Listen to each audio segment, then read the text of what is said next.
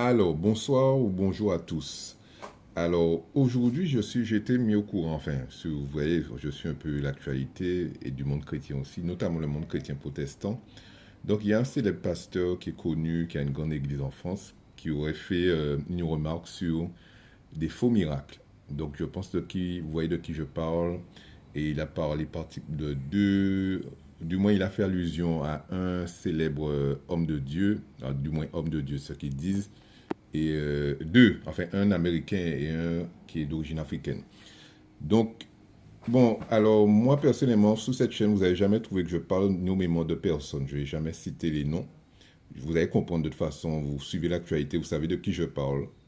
Des trois personnages que je parle, vous savez quel est leur nom. Mais moi, ce que je trouve un peu déplorable, c'est pas le fait, parce que les faux miracles, il y en a toujours eu, hein. C'est organisé, c'est l'illusionnisme, parce que si vous cherchez bien sur Internet, j'ai même vu une vidéo où il y avait un célèbre pasteur aux États-Unis, enfin, qui était prophète et qui faisait des fortes prophéties, il connaissait le nom des gens, etc. Et un illusionniste qui s'est révolté, il disait que lui, il fait de l'illusion, il fait du spectacle, donc il a quand même une éthique, parce que lui, quand il fait du spectacle, il sait que les gens viennent le voir pour de l'illusion, parce que c'est son métier d'être illusionniste, de faire croire aux gens ce qui n'est pas vrai. Lui, il a été scandalisé de voir qu'on peut faire de l'illusion d'une église en mettant, disons, derrière que c'est Dieu qui fait ce type de miracle, de prophétie, etc.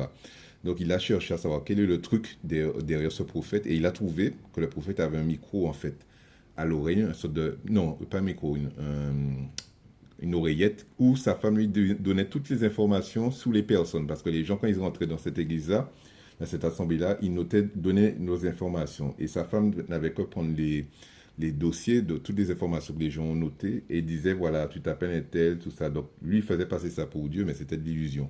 Donc, il y a toujours eu ça dans les assemblées.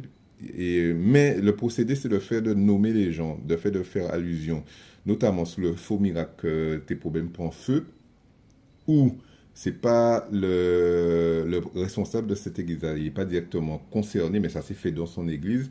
Et tout de suite, l'église a mis un point disant que c'est un faux miracle. L'église au moins a dit tout de suite c'est un faux miracle. Donc au moins c'est déjà bien. Mais le fait de dire ça comme ça, parce que c'est pas la personne, le responsable même qui a l'autre, bien qu'il a une responsabilité, puisque c'est son assemblée, le fait de parler de personnes comme ça directement, ça fait mauvais effet. Ça peut faire mauvais genre.